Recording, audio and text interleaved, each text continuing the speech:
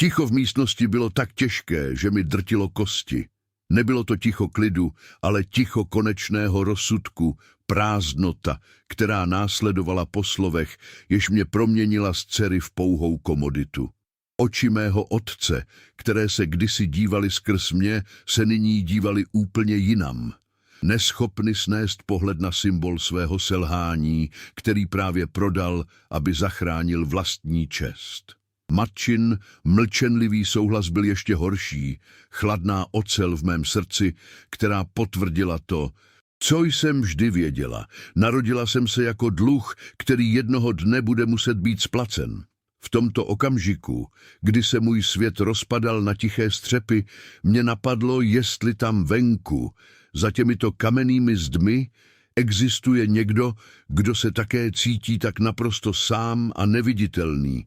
Zajímalo by mě, jak se jmenujete, odkud se na můj příběh díváte a kolik je u vás hodin. Zanechte komentář a přihlaste se k odběru, abyste zjistili, zda pro duši bez smečky existuje nějaká naděje. Můj život byl odjakživa sérií tichých ponížení. Být bez vlka ve světě, který uctíval jen dravou sílu, znamenalo být méně než stín. Moji sourozenci, jejichž vnitřní šelmy se pyšně leskly v jejich očích, mě míjeli na chodbách, jako bych byla jen skvrna na zdi, nepříjemná připomínka genetické vady v naší kdysi hrdé rodové linii. Služebnictvo se učilo ignorovat mé prosby, jídlo mi bylo podáváno studené a mé místo u stolu bylo vždy na samém konci, v chladném průvanu od dveří. Vyrůstala jsem v hluku jejich pohrdání a v tichu mé vlastní bezcennosti. Naučila jsem se být neviditelná, protože být viděna znamenalo přitahovat posměch nebo lítost a nevěděla jsem, co je horší. Hrozivě narůstající dluhy naší rodiny byly jen další zbraní namířenou proti mně. Slyšela jsem šepot za zavřenými dveřmi a věděla jsem, že cena za jejich záchranu bude zaplacena mou existencí. Oficiální oznámení přišlo bez jakékoliv stopy citu, jako chladný obchodní návrh. Můj otec, lord rodu, který si zakládal na své síle, stál přede mnou s pohledem upřeným na prastarou tapisérii, znázorňující lov jeho předků. Jeho slova byla odměřená a postrádala jakékoliv teplo, když vysvětloval, že má oběť je nezbytná pro přežití rodového jména. Nezazněla žádná omluva, žádné vyjádření lítosti. Byla to jen transakce, v níž jsem byla aktivem, které je třeba zlikvidovat pro vyšší dobro. Má matka stála u okna, zády ke mně, její silueta byla stuhlá a nepřístupná. Její mlčení bylo hlasitější než jakýkoliv křik a zarilo se do mě hlouběji než ostré hrany otcových slov. V té chvíli jsem necítila hněv ani smutek, jen prázdnotu. Bylo to konečné potvrzení mého nejhlubšího strachu. Nikdy jsem nebyla součástí rodiny, jen dočasnou položkou v jejich účetní knize čekající na odepsání. Dny, které následovaly, se slily do jediné, nekonečné mlhy ponížení a čekání. Byla jsem zavřená ve svém pokoji, který se z útočiště proměnil ve vězení. Přestala jsem být Elara a stala se zvířetem připravovaným na trh. Služky, které mě dříve ignorovaly, mě nyní koupaly a oblékaly s hrubou efektivitou, jejich doteky byly neosobní a chladné. Šaty, do kterých mě nutili, byly z hedvábí a sametu, jemnější než cokoliv, co jsem kdy měla na sobě, ale připadaly mi jako rubáš.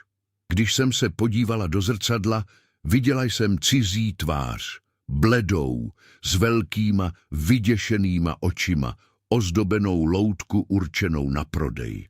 Samota byla téměř hmatatelná, dusivá přikrývka, která mi bránila dýchat.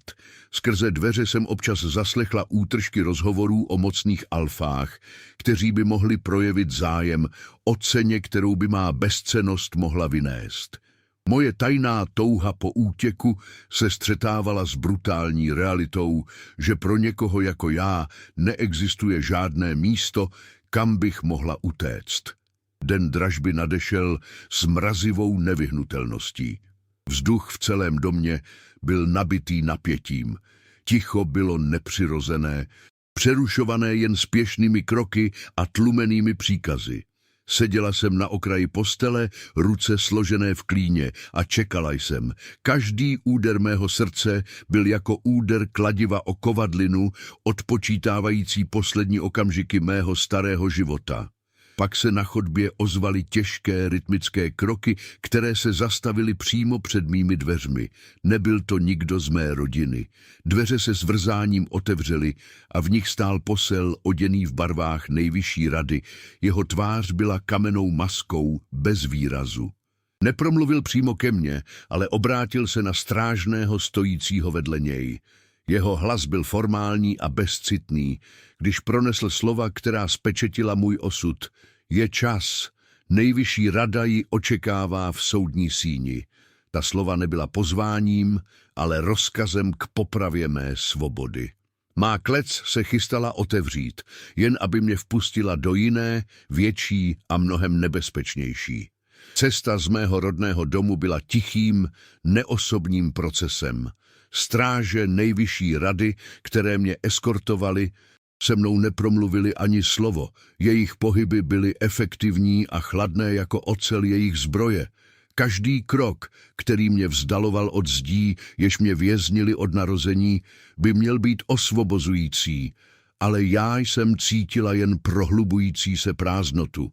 Můj domov nikdy nebyl útočištěm, jen místem, kde byla má bezcennost denně potvrzována. Přesto to byl jediný svět, který jsem znala. Když se kočár dal do pohybu, dívala jsem se na mizející věže hradu a necítila jsem smutek ze ztráty, ale mrazivý strach z neznáma.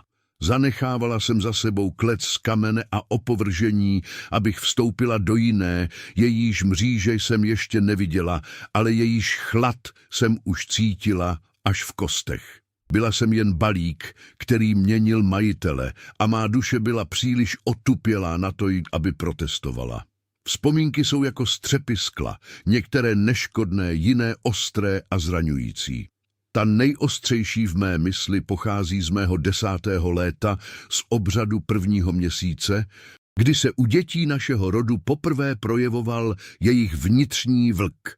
Moji sourozenci stáli hrdě, jejich oči zářily stříbrným světlem a v jejich postojích se rýsovala dravá síla.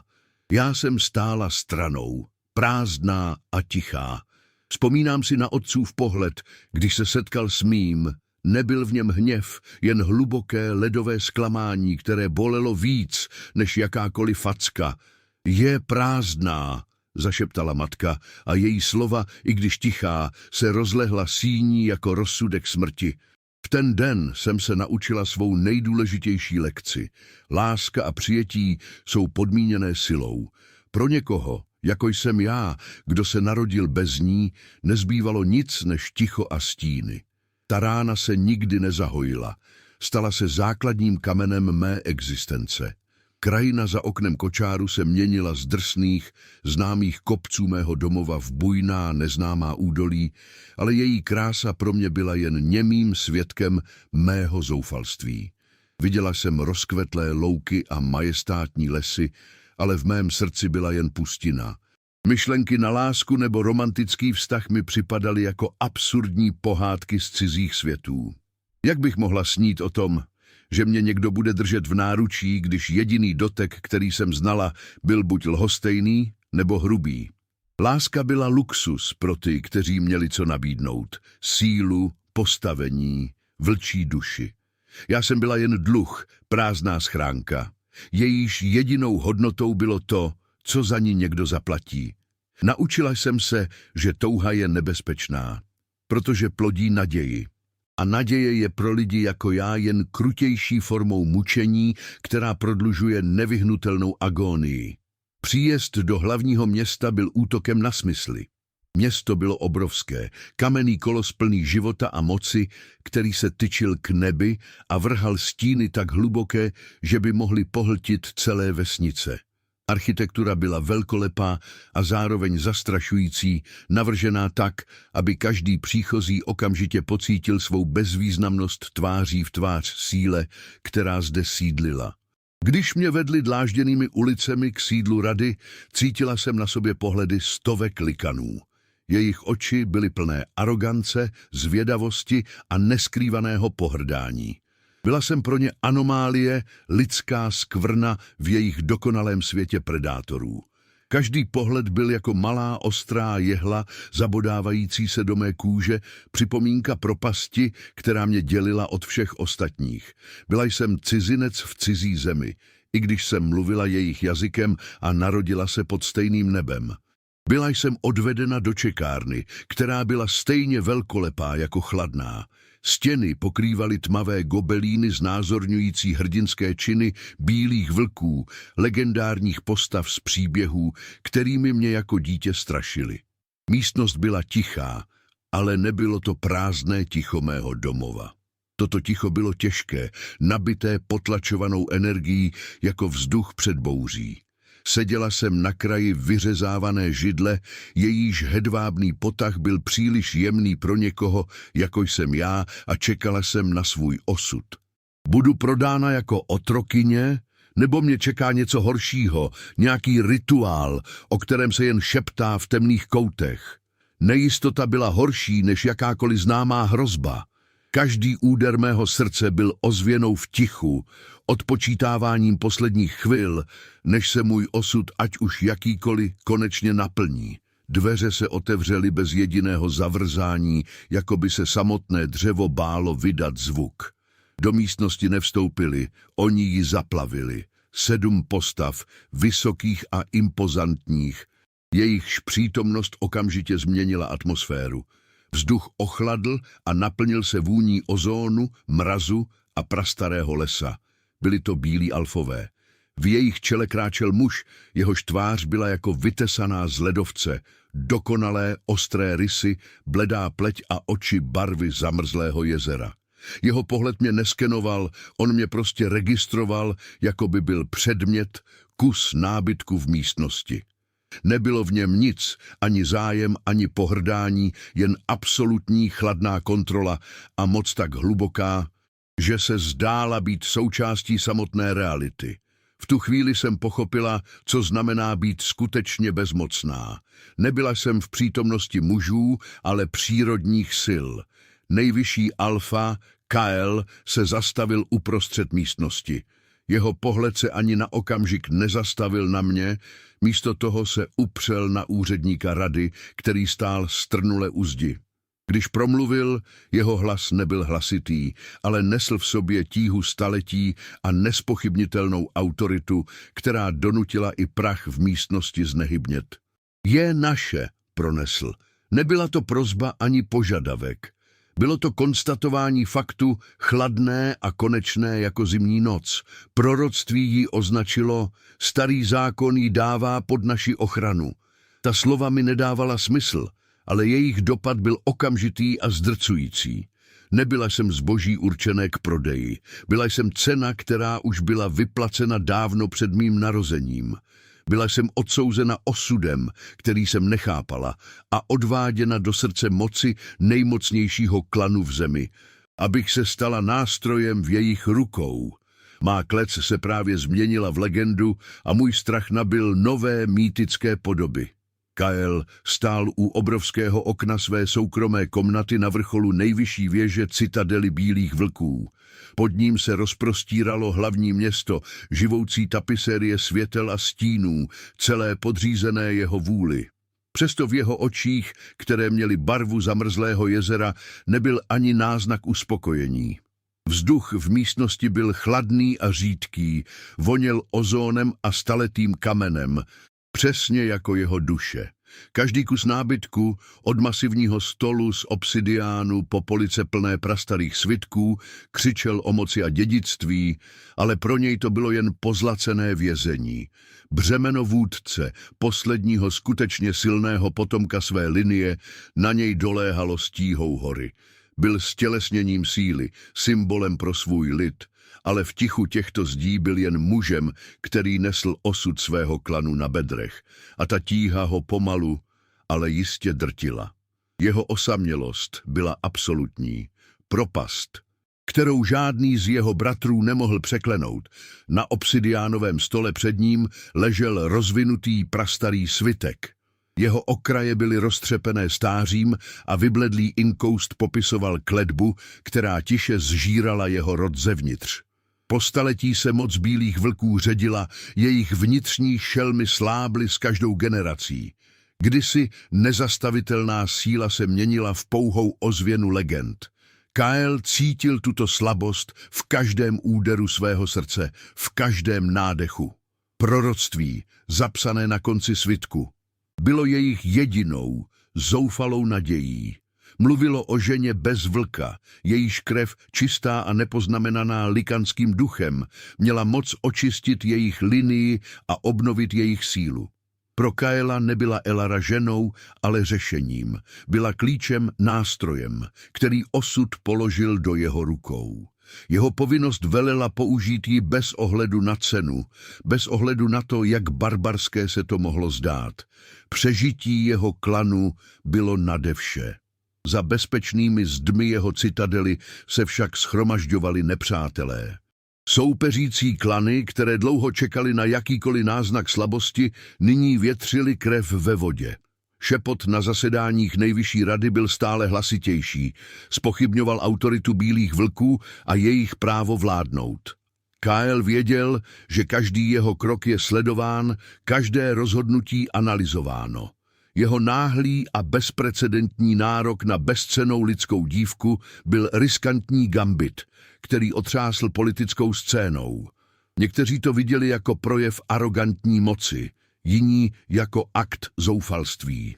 Musel udržovat fasádu absolutní kontroly, neochvějné síly, i když pod povrchem se jeho svět drolil.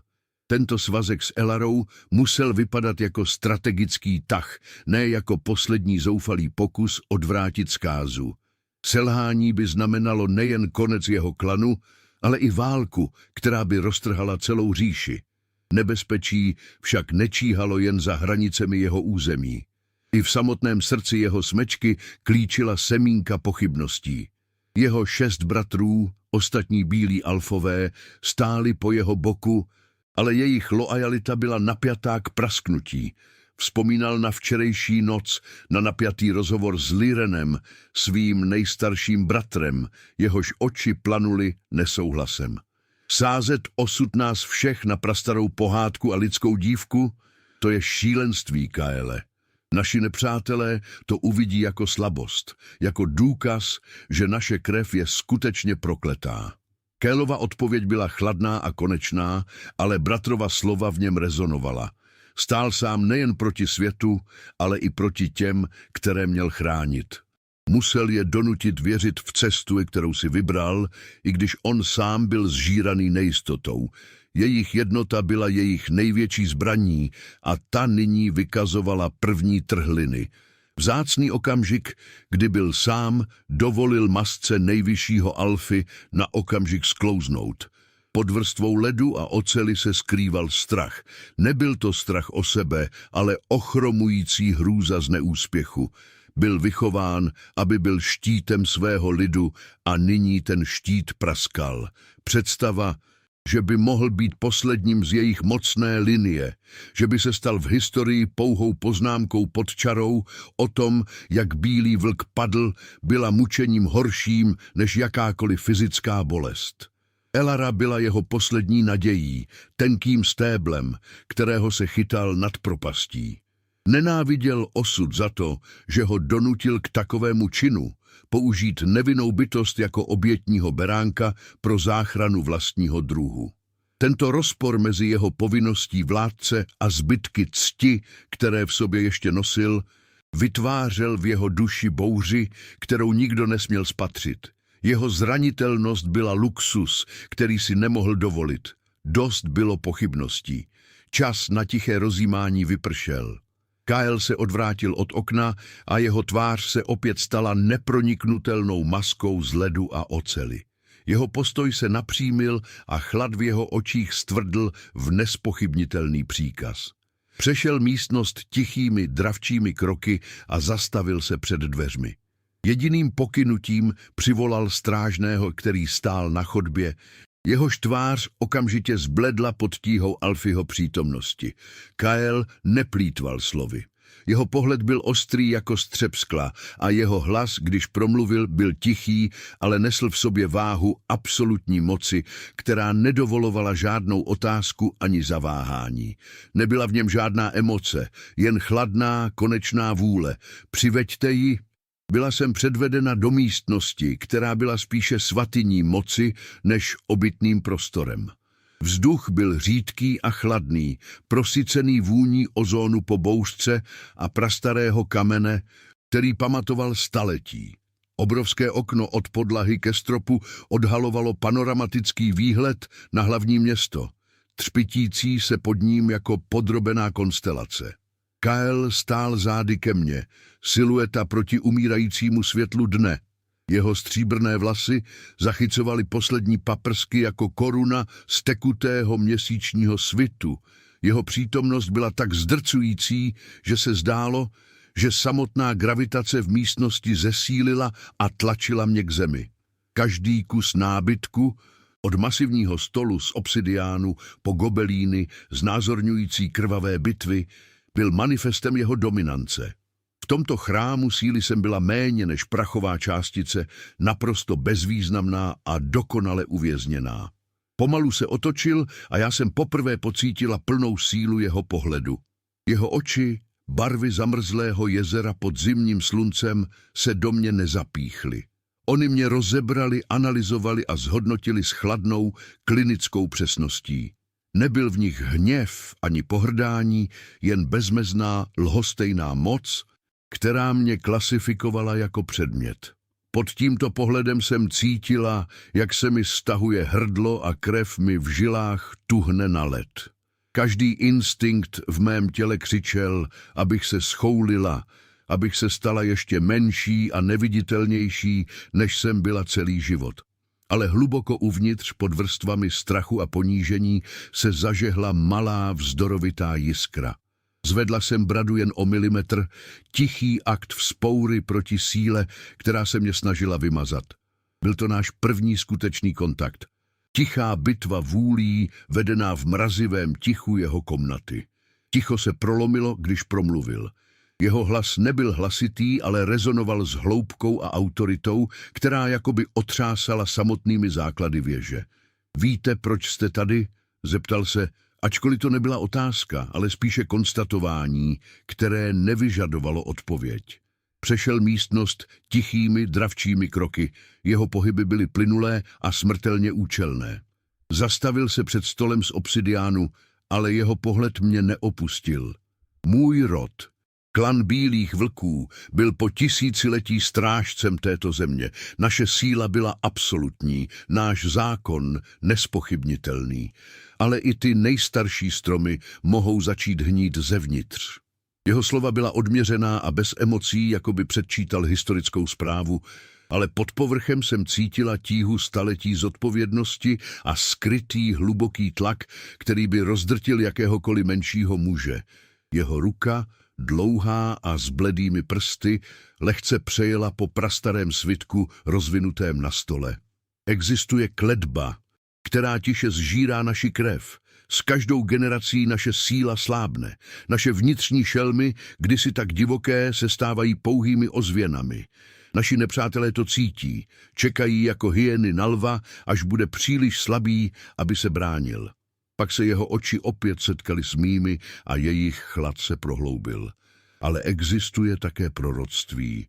Proroctví o ženě narozené bez vlka, jejíž krev je čistá, nepoznamenaná naším duchem. Ženě, která jediná může očistit naši linii a obnovit naši sílu. Vyslovil mé jméno Elaro, a to slovo, které bylo vždy synonymem hanby, nyní viselo ve vzduchu s vahou osudu. V tu chvíli jsem pochopila, že můj život nikdy nebyl můj. Byl jsem jen řešením cizího problému. Stanete se mou družkou, prohlásil s konečnou platností, která nepřipouštěla diskuzi. Ta slova byla jako ledové střepy zabodnuté do mého srdce, protože v nich nebyla ani stopa citu nebo náklonnosti. Jen chladná, pragmatická nutnost. Uskutečníme veřejný obřad. Budete stát po mém boku jako má luna, symbol naší jednoty a naděje pro můj lid. Vaše přítomnost, podle proroctví, zahájí proces obnovy. Budete hrát svou roli a na oplátku vám bude poskytnuta ochrana, jakou si nedokážete představit. Budete nedotknutelná, chráněná plnou mocí klanu bílých vlků. Je to jednoduchá transakce. Váš život za budoucnost mého rodu. Jeho nabídka nebyla záchranou, ale doživotním trestem ve zlaté kleci, jejíž mříže byly ukovány z povinnosti a proroctví. Jeho pohled se stal ještě pronikavějším, jako by viděl až do mých nejhlubších, nejbolestivějších vzpomínek. Vaše rodina vás prodala, aby splatila své dluhy. Považovali vás za bezcennou, za pouhou komoditu, kterou lze obětovat pro jejich vlastní přežití. Jeho slova byla krutá, ale pravdivá, a každé z nich bylo jako sůl nasypaná do starých ran. Já vám nabízím víc než jen přežití. Nabízím vám moc. Přijměte mou nabídku a dluhy vaší rodiny budou vymazány, jejich jméno bude očištěno. Z hanby, kterou na vás uvalili, se stane jejich spása. Budete tou, která je zachránila, ne tou, která je zklamala. Byla to mistrovská, krutá manipulace, která cílila na tu malou, zraněnou část mě, která stále toužila po uznání od těch, kteří mě zavrhli. Dával mi do rukou klíček jejich osudu. V hlavě mi vířily myšlenky, směsice hrůzy, vzteku a paradoxní, hořké naděje. Tento muž, tento ledový král, mi nabízel vše, o čem jsem si nikdy nedovolila snít. Bezpečí, postavení, moc ovlivnit osud těch, kteří mě zničili. Ale cena byla má svoboda, má duše. Měla jsem se stát loutkou v jeho rukou, symbolem pro jeho lid, nástrojem k naplnění prastarého proroctví. Alternativa však byla ještě horší, nejistý osud v rukou menších predátorů, kteří by mě roztrhali bez mrknutí oka. Dívala jsem se na něj, na jeho dokonalou, neproniknutelnou tvář a viděla jsem v něm odraz svého vlastního vězení. On byl také spoután, povinností, dědictvím, osudem. V tomto okamžiku jsme byli oba vězni. A v tom tichém poznání jsem našla sílu. Přežiju. Budu hrát jeho hru, ale podle svých vlastních pravidel. Vzduch v místnosti zhoustl očekáváním, když jsem konečně prolomila ticho. Přijímám, řekla jsem a můj hlas, ačkoliv tichý, byl pevný jako ocel. Překvapení, které se na zlomek sekundy myhlo v jeho ledových očích, mi přineslo prchavý pocit vítězství. Narovnala jsem se v zádech, poprvé jsem se mu dívala přímo do očí, jako rovný s rovným, ne jako oběť svému pánovi. Cítila jsem, jak se dynamika moci, byť nepatrně, posunula. Přijímám vaši nabídku, stanu se vaší lunou a budu hrát roli, kterou po mně žádáte. Udělala jsem pauzu, nechala svá slova viset v napjatém vzduchu mezi námi a pak jsem vyslovila svou podmínku, svou jedinou zbraň v této nerovné dohodě. Ale nikdy se mě nedotknete. Tento svazek bude jen ve jménu a obřadu. Mé tělo není součástí této smlouvy.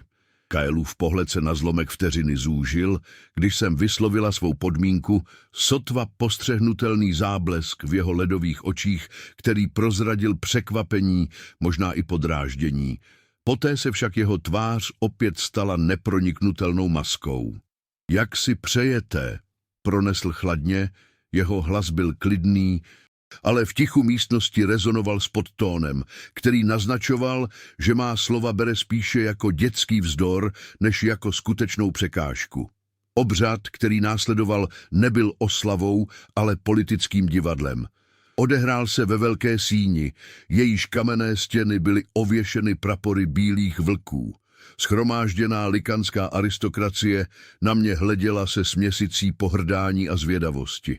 Když mě Kael vedl k vyvýšenému pódiu, jeho ruka se lehce dotkla mého pasu, zdánlivě jako formální gesto, ale já jsem cítila žár jeho doteku skrze látku šatů, jako cejch. první tichou připomínku toho, kdo zde skutečně vládne. Kněz, starý vlk s tváří zvrásněnou jako kůra prastarého stromu, recitoval starodávné přísahy. Nebyla to slova lásky a věrnosti, ale sliby povinnosti, ochrany a spojenectví krve. Můj hlas zněl slabě a cize, když jsem opakovala fráze, kterým jsem nerozuměla, ale jejich šváhu jsem cítila až v kostech. V davu jsem zahlédla tváře Kaelových bratrů. Někteří, jako Liren, jehož pohled byl plný pochybností, sotva skrývali svůj nesouhlas. Jiní měli ve tvářích napjaté očekávání. Zástupci soupeřících klanů, kteří stáli opodál, sledovali každý můj pohyb s orlýma očima, jejich výrazy byly směsicí závisti a výsměchu.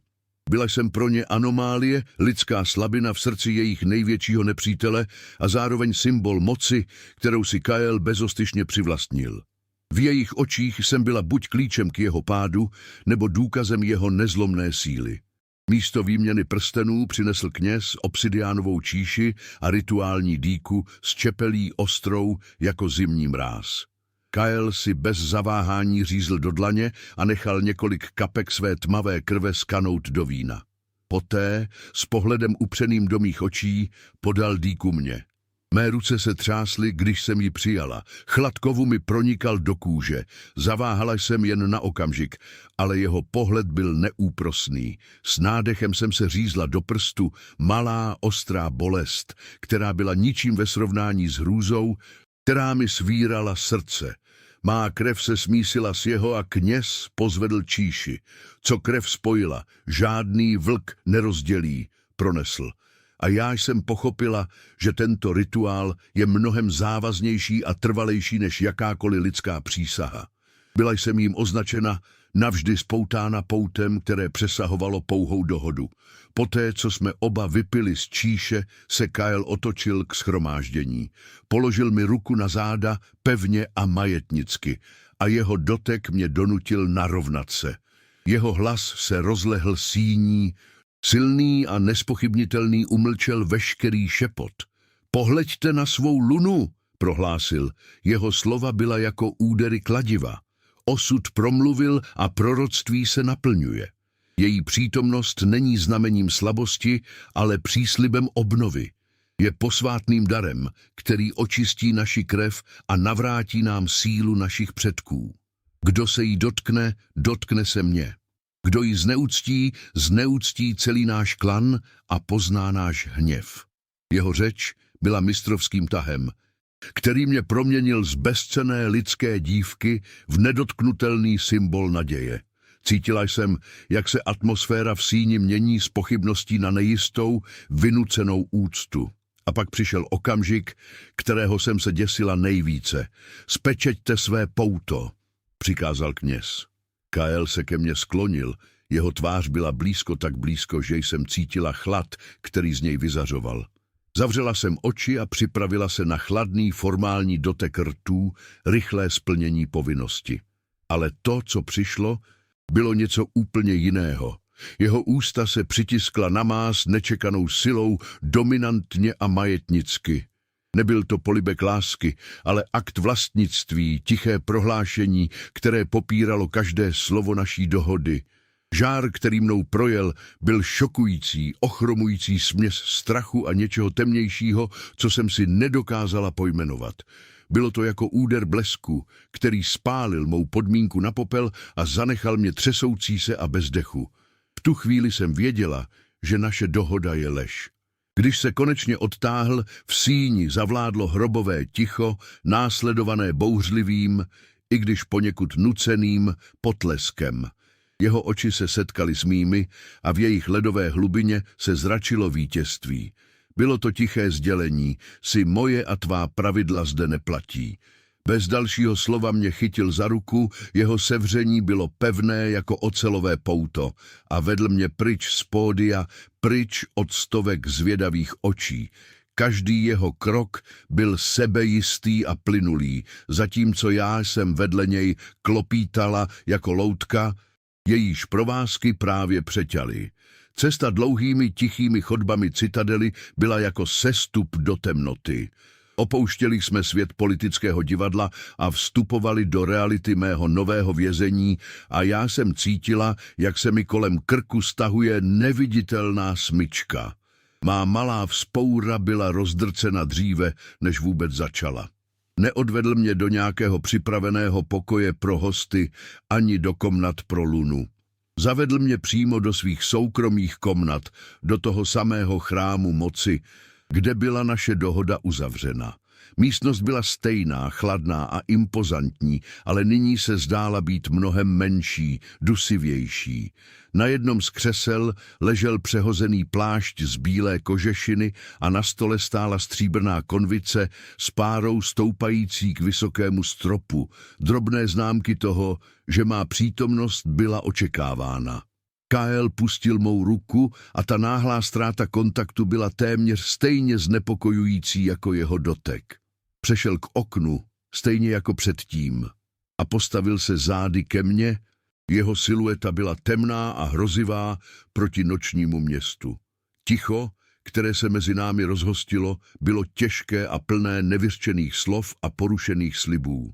Chvíli mi trvalo, než jsem našla svůj hlas. Třásla jsem se, ale nejen strachem. Vztek, chladný a ostrý, mi proudil žilami a dodával mi nečekanou sílu. To nebylo součástí naší dohody, vydechla jsem.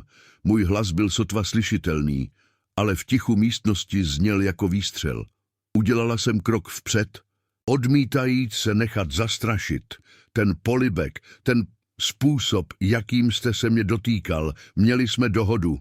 Má slova visela ve vzduchu, obvinění proti muži, který držel můj život ve svých rukou.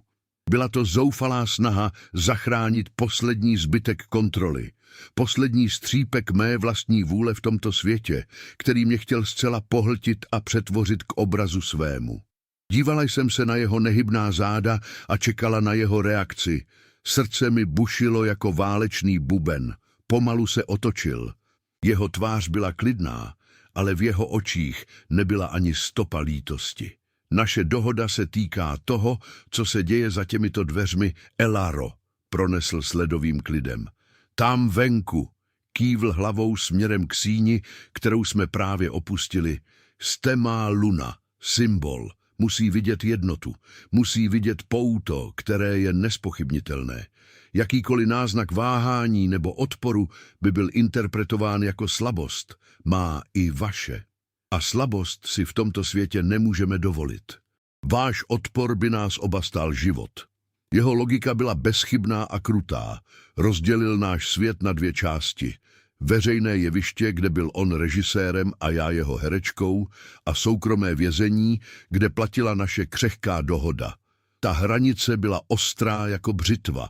Přistoupil ke mně, jeho kroky byly neslyšné jako kroky lovce, blížícího se ke kořisti. Zastavil se tak blízko, že jsem cítila chlad, který z něj sálal, a viděla jsem odraz vyděšené dívky v jeho zamrzlých očích. Nedotkl se mě. Úzkostlivě dodržoval literu naší soukromé dohody, ale jeho blízkost byla fyzickým útokem. Pochopte to jednou provždy, zašeptal, a jeho hlas byl jako tření ledových ker. V soukromí můžete mít svou iluzi svobody, ale na veřejnosti patříte mně. Každý váš pohled, každý váš dech, zpochybněte mou autoritu znovu a já vám ukážu skutečný význam slova klec. S těmito slovy se otočil a nechal mě stát samotnou uprostřed obrovské komnaty. Vzduch byl ledový, ale má kůže hořela na místech, kde se mě dotkl. Dohoda byla spečetěna, ale já jsem právě pochopila, že jsem neprodala jen svou svobodu, ale i svou duši. Dny se proměnily v týdny a citadela bílých vlků se stala mým novým, pozlaceným vězením. Zjistila jsem, že nacházím útočiště v obrovské knihovně, tichém světě prastarých svitků a zaprášených knih, kde na mě nikdo nemluvil a nic se ode mě neočekávalo. Jednoho večera, když jsem seděla u stolu a prsty sledovala vybledlé písmo na pergamenu, se za mnou ozval tichý krok. Nemusela jsem se otáčet, abych věděla, kdo to je.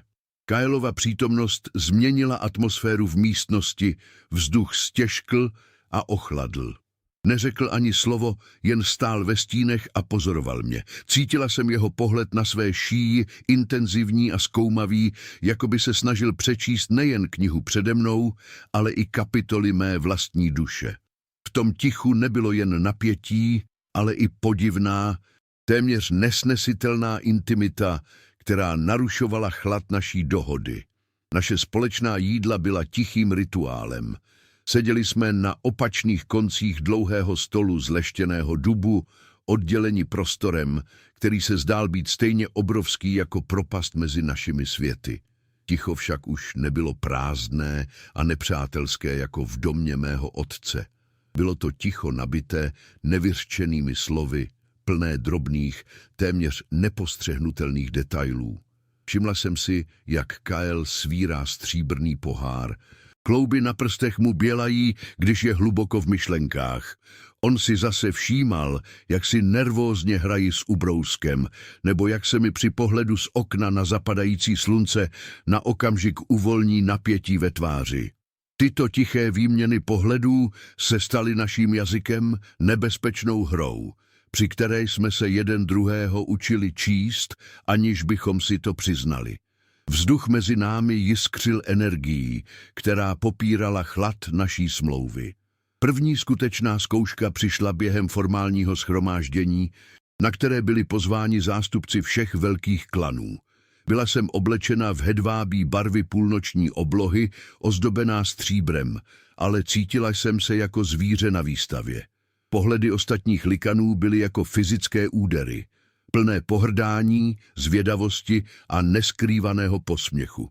Vrcholem ponížení byl okamžik, kdy Lord Valerius z klanu rudých tesáků pozvedl číši a s úsměvem ostrým jako střep skla pronesl: "Připijme na lunu bílých vlků. Doufejme, že její lidská křehkost nenakazí jejich kdysi mocnou krev."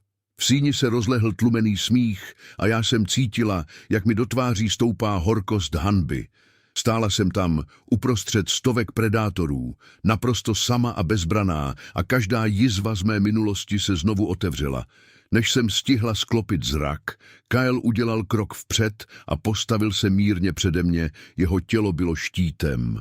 V síni okamžitě zavládlo hrobové ticho, nezvýšil hlas. Jeho slova byla klidná, mrazivá a každé z nich dopadlo jako úder kladiva na kovadlinu. "Lorde Valerie," pronesl a jeho pohled připíchl starého vlka na místě. "Máte pravdu, má luna je lidská.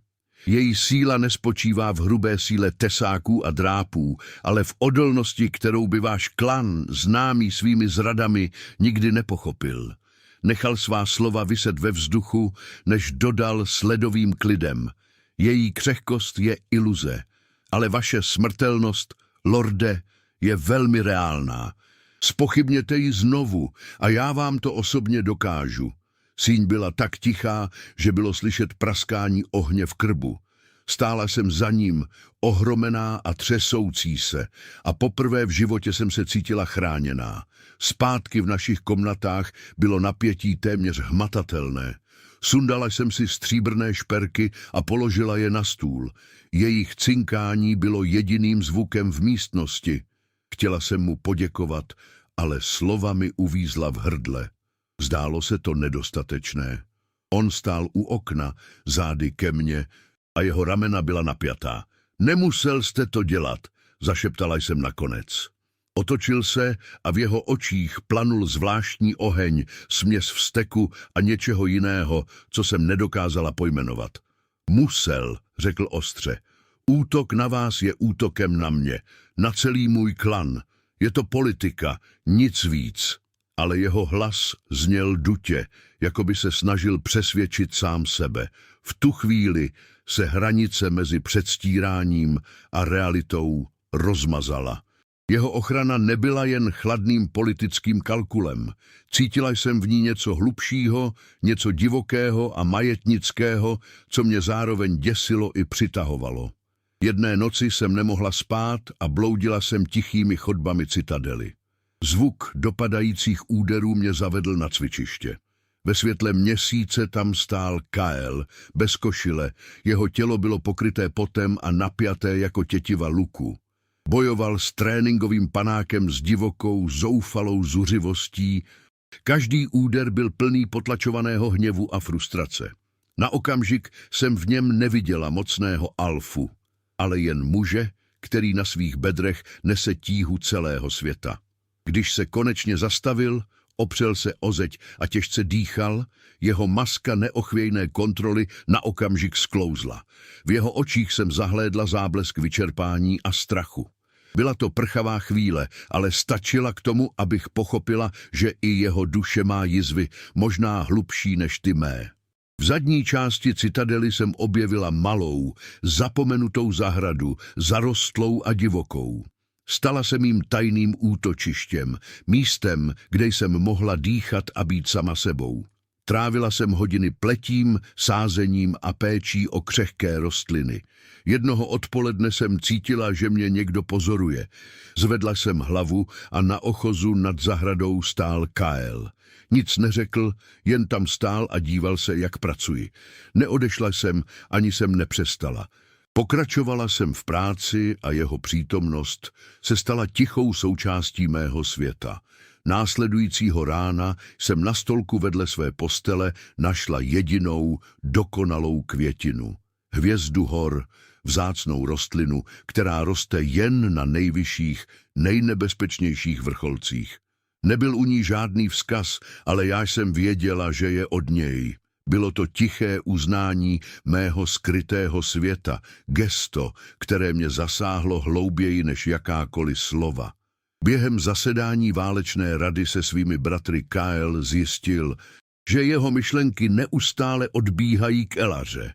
Když Leiren znovu zpochybnil moudrost jejich spojenectví s lidskou ženou a označil ji za potenciální slabinu, Kael ho umlčel s nečekanou a prudkou obranou.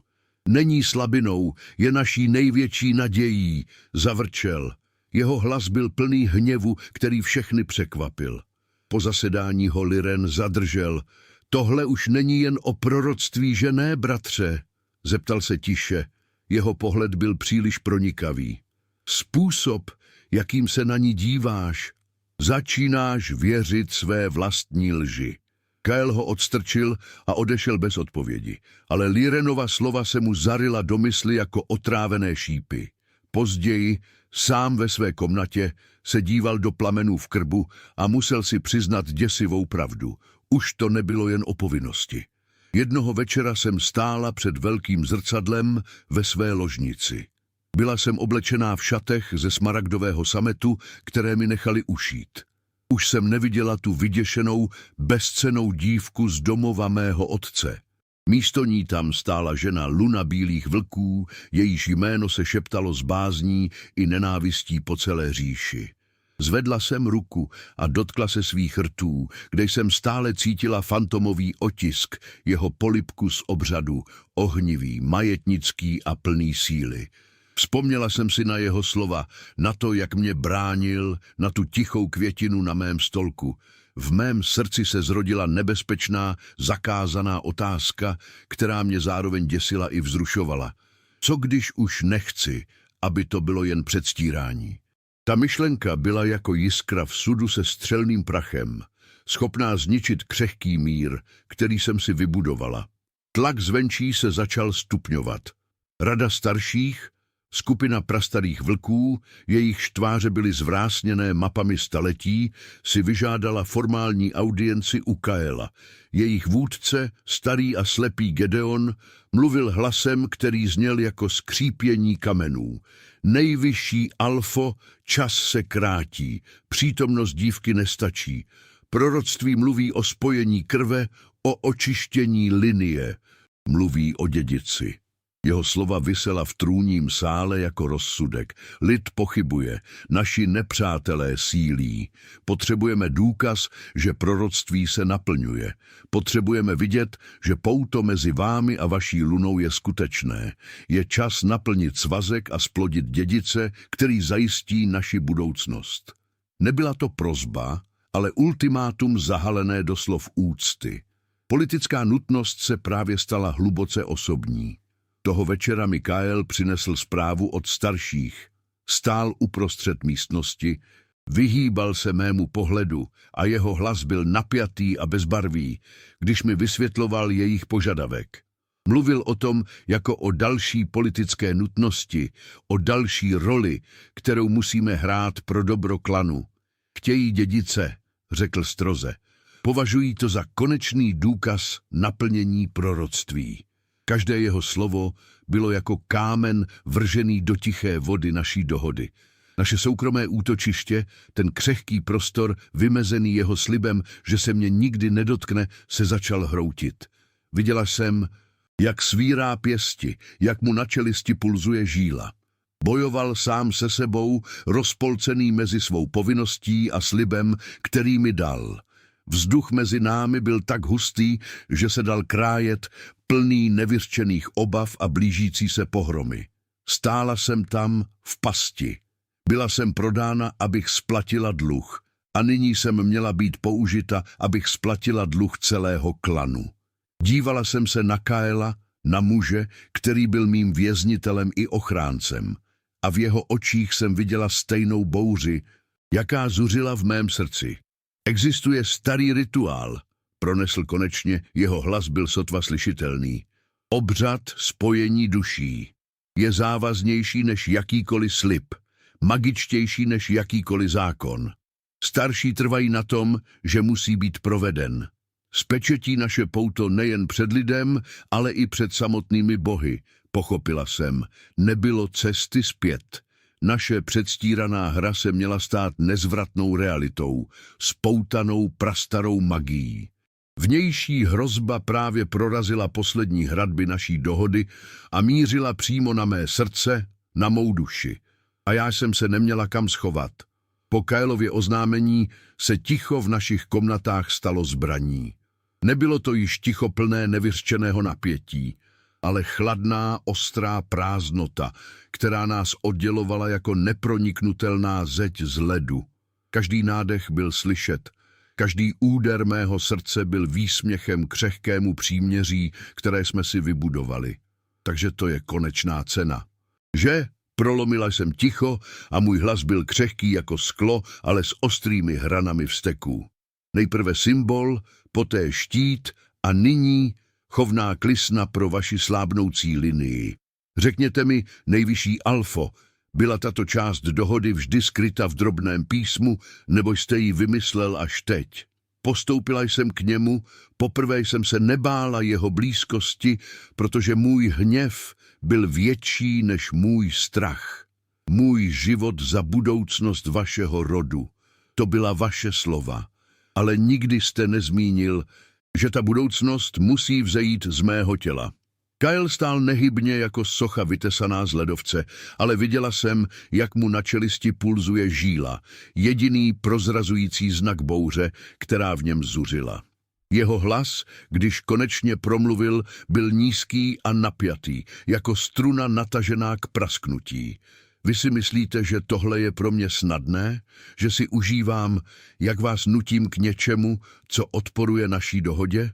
Udělal krok ke mně, jeho ledové oči planuly potlačovanou frustrací. Nerozumíte. Čas se nám krátí. Prokletí není jen tichým stínem, Elaro, je to aktivní jed. Mí bratři slábnou. Lirenův vlk se neprojevil při posledním úplňku. Rys ztrácí kontrolu nad svou proměnou. Je to horší, než si kdokoliv mimo nás 7 dokáže představit. Proroctví není jen o obnově, je o přežití. O tom, abychom se nedožili dne, kdy poslední bílý vlk padne a tato země se utopí v chaosu. Starší to vědí. Proto ten tlak. Není to jejich touha. Je to jejich strach. Jeho slova mě zasáhla jako fyzický úder. Všechna má spravedlivá zloba se vypařila a zanechala po sobě jen prázdnou, mrazivou hrůzu. Nebyla jsem jen klíčem k jejich budoucnosti, ale jejich jedinou nadějí na přítomnost. To odhalení změnilo všechno. Tíha jeho světa, tíha, kterou jsem jen tušila v jeho stínech a tichých chvílích, na mě nyní dolehla plnou vahou. Dívala jsem se na něj a poprvé jsem neviděla mocného alfu, ale muže zahnaného do kouta osudem, muže, který sleduje, jak jeho rodina umírá před jeho očima a je nucen učinit nemyslitelnou oběť, aby je zachránil. A tou obětí jsem byla já.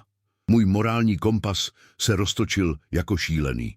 Mohla bych ho odmítnout a odsoudit je všechny k zániku. Mohla bych se podvolit a ztratit poslední kousek sebe sama. Jaká je správná odpověď, když všechny možnosti vedou do pekla? Proč jste mi to neřekl dřív? Zašeptala jsem, můj hlas byl zlomený. Proč jste mě nechal žít v téhle lži, v téhle hře na dohodu? Kyle zavřel oči. Na okamžik se jeho maska kontroly rozpadla a odhalila pod ní hlubokou syrovou bolest. Protože to byla jediná věc, kterou jsem vám mohl dát. Řekl tiše, jeho hlas byl plný hořkosti. Ten malý prostor, ta iluze volby, bylo to sobecké, ale sledovat vás v knihovně nebo v té vaší zahradě, viděl jsem poprvé za desítky let něco, co nebylo spoutáno povinností a smrtí. Nechtěl jsem to zničit. Nechtěl jsem, aby se váš pohled na mě změnil z nenávisti na pohled, kterým se díváte na svého kata. Přistoupil blíž a jeho ruka se zvedla, jako by se mě chtěl dotknout, ale zastavila se jen milimetry od mé tváře. Když se na vás dívám, Elaro, už nevidím řešení proroctví. Vidím jedinou věc, která mi brání, abych se v téhle temnotě úplně ztratil. Jeho slova mi vyrazila dech a zanechala mě třesoucí se v tichu, které následovalo. Bylo to vyznání tak hluboké a bolestné, že by ho žádná prostá slova lásky nikdy nemohla obsáhnout. Stáli jsme tak blízko, že jsem cítila teplo jeho těla, které bojovalo s chladem, jenž ho obvykle obklopoval. Zvedla jsem ruku a mé prsty se lehce dotkly jeho. Ten kontakt byl jako úder blesku, který projel námi oběma. Přišla jsem sem s nenávistí k vám za to, že jste mi vzal svobodu, řekla jsem a můj hlas byl sotva slyšitelný šepot. Ale teď si myslím, že bych se nenáviděla mnohem víc, kdybych vás nechala padnout. V jeho očích se zračil úžas a něco tak zranitelného, že mi to zlomilo srdce. Stáli jsme na pokraji propasti, odhalení a zranitelní, spojeni osudem, který byl krutější a zároveň intimnější, než jsme si kdy dokázali představit. V tu chvíli, kdy se zdálo, že celý svět přestal existovat a existujeme jen my dva v tomto křehkém okamžiku pravdy, se ozvalo ostré, formální zaklepání na dveře. Oba jsme sebou trhli, jako bychom byli vytrženi z transu. Spojení mezi námi se přerušilo a chlad se vrátil do místnosti. Kyle se ode mě odtáhl. Jeho tvář se opět stala neproniknutelnou maskou nejvyššího alfy. Vstupte, přikázal, a jeho hlas byl opět pevný a ledový. Do místnosti vstoupil strážný, uklonil se a jeho pohled se neodvážil setkat s naším. Nejvyšší alfo, Luno, rada se shromáždila ve velké síni. Očekávají vás, je čas. Ta slova dopadla do ticha jako rozsudek. Museli jsme opustit naše soukromé bojiště a vstoupit na veřejné jeviště. Kyle se na mě podíval, jeho oči byly plné nevyřčené otázky a já jsem jen nepatrně přikývla. Společně jsme vykročili ke dveřím do síně plné vlků, kteří čekali na oznámení, jež spečetí náš osud. Velká síň byla tichá jako hrobka, ale její ticho bylo živé, plné stovek párů očí, které nás sledovaly, když jsme kráčeli k vyvýšenému pódiu. Vzduch byl ledový, prosycený napětím a očekáváním. Starší klanu seděli před námi, jejich tváře byly neproniknutelné jako prastaré kameny, ale v jejich postojích byla cítit neúprosná váha tradice a strachu. Gedeon, jejich slepý vůdce, povstal a jeho hlas, suchý jako pouštní vítr, se rozlehl tichem. Čas na slova a sliby vypršel. Nejvyšší alfo, lid žádá důkaz, proroctví žádá naplnění. Jeho prázdné oční důlky se zdály hledět přímo do mé duše. Obřad spojení duší se musí uskutečnit. Zde, nyní, před zraky bohů i vlků. Dokažte nám, že vaše pouto je skutečné, nebo přiznejte, že naše naděje je jen prach. Jeho ultimátum dopadlo mezi nás jako popravčí sekera. Cítila jsem, jak se Kyle vedle mě napjal, připraven přijmout tuto poslední oběť, podřídit se povinnosti, která ho celý život drtila. Ale v tom okamžiku se ve mně něco zlomilo. Všechny roky ticha, všechna ponížení, všechen strach se slily do jediné, chladné a klidné síly. Udělala jsem krok vpřed, vystoupila z jeho stínu. Ne, řekla jsem a můj hlas, ačkoliv tichý, se nesl síní s nečekanou autoritou. Žádný obřad se konat nebude. V síni to zašumělo šokem. Setkala jsem se s Gedeonovým prázdným pohledem. Požadujete důkaz síly, ale nutíte nás k aktu zoufalství. Síla není v magických rituálech ani v naplnění prastarých slov. Skutečná síla je ve volbě, v loajalitě, která není vynucená, v ochraně těch, kteří jsou svěřeni do vaší péče. Tento muž, otočila jsem se a pohlédla na ohromeného Kylea, nesl tíhu vašeho strachu sám. Kde jste byli, když bojoval s démony, které jste mu naložili na bedra? Kyle na mě hleděl. Jeho ledová maska se rozpadla a odhalila pod ní úžas, bolest a něco, co se nebezpečně podobalo naději. V tu chvíli, kdy jsem ho bránila ne jako svého pána, ale jako svého druha, pochopil. Udělal krok ke mně a vzal mě za ruku. Naše prsty se propletly v tichém slibu. Otočil se k radě, jeho hlas už nebyl hlasem alfy diktujícího rozkazy, ale hlasem muže, který odhaluje svou duši. Má pravdu, řekl a jeho slova byla syrová a upřímná. Žil jsem ve lži, řídil jsem se proroctvím, protože jsem se bál. Bál jsem se, že zklamu, že budu svědkem konce naší linie. Jeho pohled přejel po shromáždění, ale moje největší slepota nebyla v důvěře v proroctví, ale v tom, že jsem neviděl sílu, která stála celou dobu přede mnou. Tato žena není nástrojem osudu, je mou volbou, je mým srdcem a pokud to znamená náš konec, pak padneme společně, ale padneme svobodní. Síň explodovala v chaosu. Lord Valerius vyskočil na nohy a křičel o zradě a šílenství. Ale jeho hlas byl přehlušen jiným zvukem. Liren, Kylův nejpochybovačnější bratr, udělal krok vpřed a postavil se po jeho boku. Za ním následoval další a další. Všech 6 bílých alfů vytvořilo kolem nás a Kylea neprostupnou zeď loajality. Nebyla to loajalita k proroctví, ale k jejich bratrovi, který konečně našel něco cennějšího než moc. Ta tichá jednotná demonstrace síly umlčela veškerý odpor. Kyle se otočil ke mně, jeho oči ignorovaly celý svět. Vzal mé tváře do dlaní, jeho dotek byl jemný a plný úcty. Odpusť mi mou slepotu, Elaro, zašeptal. Jeho hlas byl určen jen pro mě. Už žádné dohody, žádné lži, buď mou, ne jako luna, ne jako spása, jen jako Elara, moje Elara. Slzy mi stékaly po tvářích, když jsem přikývla neschopná slova. Nebyly to slzy smutku, ale úlevy, která omývala všechny jizvy mé duše. Vždycky jsem byla tvoje, zašeptala jsem, a pak mě políbil. Nebyl to majetnický polibek z obřadu, ani chladný dotek z dohody. Bylo to spojení 2 duší, které našly svůj domov. Bylo to vyznání, slib a odpuštění v jediném dechu. Všechno napětí v síni se rozplynulo, nahrazeno tichým úžasem. V tom polibku, v tom okamžiku absolutní zranitelnosti a síly se proroctví naplnilo. Ne skrze magii nebo krev, ale skrze volbu 2 bytostí, které se rozhodly postavit osudu a vytvořit si vlastní.